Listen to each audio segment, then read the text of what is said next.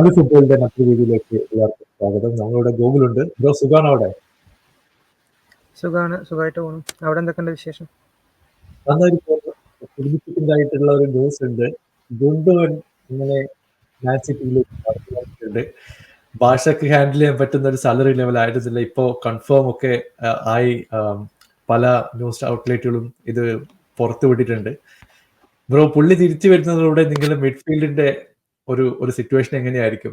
ഗുണ്ടോഗൻ തിരിച്ചു വരുന്നത് വളരെ ഹാപ്പിയാണ്. കാരണം ഒരുപാട് എക്സൈറ്റിംഗ് ആയിട്ടാണ് ഇപ്പോൾ എനിക്ക് തോന്നുന്നത്. കാരണം ഞാൻ എക്സ്പെഷ്യലി ലാസ്റ്റ് സീസൺ ഞാൻ ഗുണ്ടോഗൻ ക്ലബ്ബ് വിടുന്ന തീരെ എക്സ്പെക്ട് ചെയ്തിരുന്നില്ല തീരെ. കാരണം കോൺട്രാക്ട് എക്സ്റ്റെൻഡ് ചെയ്യുന്ന തന്നെ വിചാരിച്ചിരിക്കുകയായിരുന്നു. സോ വളരെ ഷോക്കിംഗ് ആയിരുന്നു ലാസ്റ്റ് സീസണിലുള്ള ഗുണ്ടോ പോയതൊക്കെ. സോ വളരെ ഹാപ്പിയാണ് റിട്ടേൺ ആയത്. So legend is returning. നല്ലൊരു മൊമെൻ്റ് ആണ്. സോ എനിക്ക് തോന്നുന്നു ഗുണ്ടോ എങ്ങനെയായിരിക്കും ഇനി ഈ ഒരു സീസൺ തൊട്ട് ഇപ്പോൾ ഏജ് ആയി. സോ എങ്ങനെയായിരിക്കും ഗുണ്ടോനെ യൂസ് ചെയ്യാൻ അറിയില്ല. അപ്പം നമുക്ക് കാൽവിൻ ഫിലിപ്സ് പോയ സിറ്റുവേഷനിൽ ഇനി കൂടുതലൊരു ബാക്കപ്പ് റോൾ അല്ലെങ്കിലും മോസ്റ്റ്ലി റോഡ്രിക്ക് ഒരു ബാക്കപ്പ് ആയിട്ടും പിന്നെ വേറെ സിറ്റുവേഷൻസിൽ റോഡ്രി കൂടെ ആയിട്ടും അങ്ങനെ ഒരു മിക്സ്ഡ് റോളായിട്ടായിരിക്കും കളിക്കുക എന്നാണ് എനിക്ക് തോന്നുന്നത്. കൂടുതൽ ഒരുപാട് ബോക്സ് ആയിട്ട് കളിക്കാനുള്ള ഒരു എനർജി ഉണ്ടോയെന്ന് അറിയില്ല. പക്ഷേ ലാസ്റ്റ് സീസണിൽ ബാഴ്സലോണയ്ക്ക് ഭയങ്കര ഗംഭീര പെർഫോമൻസ് ആയിരുന്നു. സോ അതുപോലെ ageing like a pure wine എന്നൊക്കെ പറയുന്ന പോലെ ഇമ്പ്രൂവ് ആയിക്കൊണ്ടിരിക്കുകയാണെങ്കിൽ സോ മേ ബി ബെറ്റർ. അതെ, ഇപ്പൊ കഴിഞ്ഞ കളി നോക്കുകയാണെങ്കിൽ നിങ്ങൾ പ്രധാനപ്പെട്ട ഒരു 3 പ്ലേയേഴ്സ് ഉണ്ടായിരുന്നില്ല. റോഡ്രി ഇല്ല, കോൾ വാക്കർ ഇല്ല, ജോൺ സ്റ്റോൺസ് ഇല്ല. ഇപ്പോ മിഡ്ഫീൽഡിൽ ഇറങ്ങിയത് റിക്കോ ലൂയിസ്. പക്ഷേ വളരെ എന്താ പറയുന്നത്, കൂൾ ആൻഡ് കമ്പോസ്ഡ് ആയിട്ടുള്ള ഒരു പെർഫോമൻസ് ആയിട്ടാണ് എനിക്ക് തോന്നിയത്. ടെൻഷൻ ഒന്നുമില്ല. എന്താ പറയുന്നത്, ഓവറായിട്ട് എക്സൈറ്റഡ് ആവാതെ ഒരു അറ്റാക്കിലൊക്കെ ഒന്നും പോകുന്നില്ല. ഒരു സെക്കൻഡ് ഗിയറിലും പോവുക, അത്യാവശ്യം വരുന്ന ഘട്ടത്തിൽ ഗോൾ അടിക്കുക എന്നുള്ള രീതിയിലുള്ള പെർഫോമൻസ്. എങ്ങനെയായിരുന്നു ആ ഒരു കളിനെ നോക്കുന്നത്?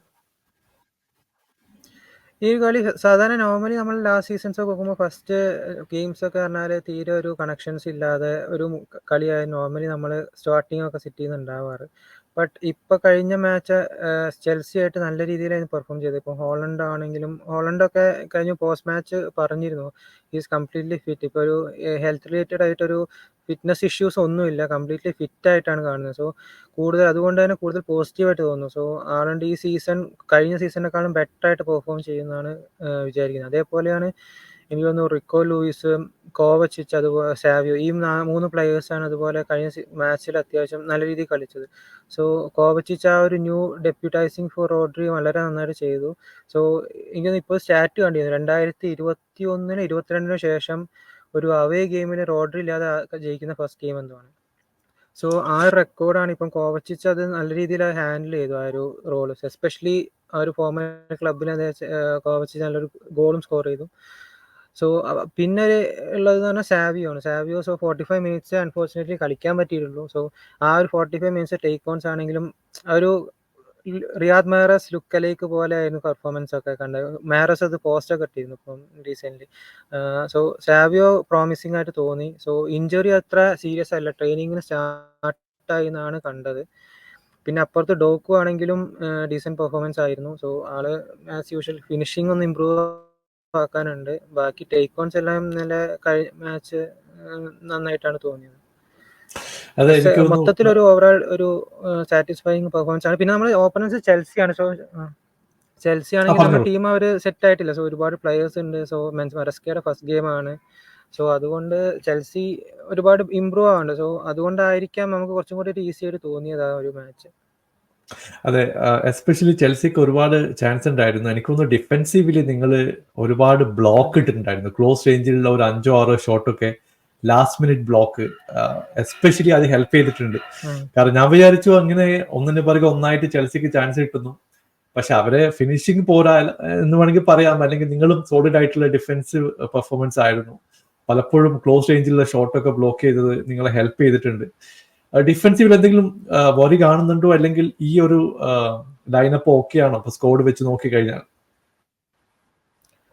ഇല്ല, ഡിഫെൻസീവില് എനിക്കിതൊരു വലിയൊരു ഇഷ്യൂ ആയിട്ട് തോന്നുന്നില്ല. ഇപ്പം ഈ ഒരു ലൈനപ്പ് തന്നെ മേ ബി ഒരു ഫസ്റ്റ് ഗെയിമിന്റെ കുറച്ചൊരു വൾണറബിലിറ്റി കുറച്ച് അവിടെ ഇവിടെയും കണ്ടു എന്നല്ലാതെ ഒരു മെയിനായിട്ട് ഒരു പ്രോബ്ലം ആയിട്ട് തോന്നുന്നില്ല. സോ ഇനി ജോൺ സ്റ്റോൺസ് ഒക്കെ തിരിച്ചു വരാനുണ്ട്. സോ ഒരുപാട് ഡിഫെൻസീവ് ഓപ്ഷൻസ് ഇപ്പോൾ നമ്മുടെ കയ്യിലുണ്ട്. സോ ആക്കെയും ജോൺ സ്റ്റോൺസും ഇതിന് പുറമേ ഉണ്ട്, പിന്നെ വാക്കറും ഉണ്ട്. സോ ഡിഫെൻസീവ്ലി ഒരു ഇഷ്യൂ ഇപ്പം ഇല്ല. സോ ഈ കുറച്ചൊരു 3 സീസൺ മുമ്പാണെങ്കിൽ നമുക്ക് പറയാം ഒരുപാട് ഡിഫെൻസീവ് ഇഷ്യൂസ് ഉണ്ടായിരുന്നു. ഇപ്പം അത്യാവശ്യം പ്ലെയേഴ്സും അത്യാവശ്യം ബോഡീസ് ഉണ്ട് നമുക്ക് കവർ ചെയ്യാനും എല്ലാമായിട്ട്.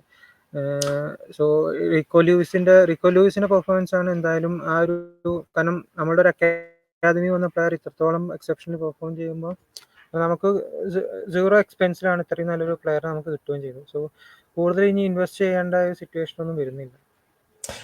ആൽവരസ് പോയി, പക്ഷേ പുള്ളി പോയതിന്റെ എഫക്റ്റ് ഒന്നും കാര്യമായിട്ട് കാണുന്നില്ല. ഹാലണ്ട് വളരെ കൃത്യമായിട്ടുള്ള ഒരു ഫിനിഷിംഗ് ആയിരുന്നു. പുള്ളി ശരിക്കും പറഞ്ഞ കുക്കറയെ മാറ്റി നിർത്തിക്കൊണ്ട് അത് ഷോട്ട് ഫിനിഷ് ചെയ്തൊക്കെ അടിപൊളിയായിരുന്നു.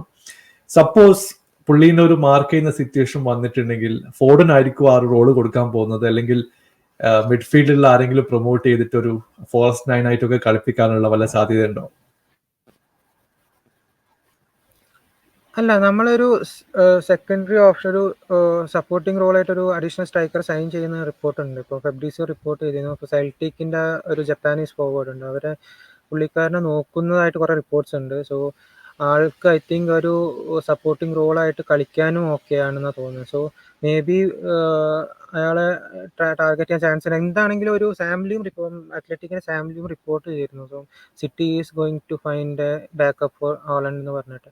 സോ എന്താണെങ്കിലും എനിക്ക് തോന്നുന്നു ഗുണ്ടോഗൻ ലൈക്ക് ഒരു കാൽവിൻ ഫിലിപ്സിന്റെ റീപ്ലേസ്മെന്റ് പോലെയാണ് ഇപ്പോൾ വന്നത്. സോ അതുപോലെ ആൽവറസിന് ഒരു എന്താണെങ്കിലും ഒരു റീപ്ലേസ്മെന്റ് പോലെ വരുന്നതാണ് എനിക്ക് തോന്നുന്നത്. ഇപ്പം സാംലി ആണെങ്കിലും ഫെബ്രീസിയോ ആണെങ്കിലും പറഞ്ഞിട്ടുണ്ട് സോ ഒരു റീപ്ലേസ്മെന്റ് എന്തായാലും വരുമെന്ന്.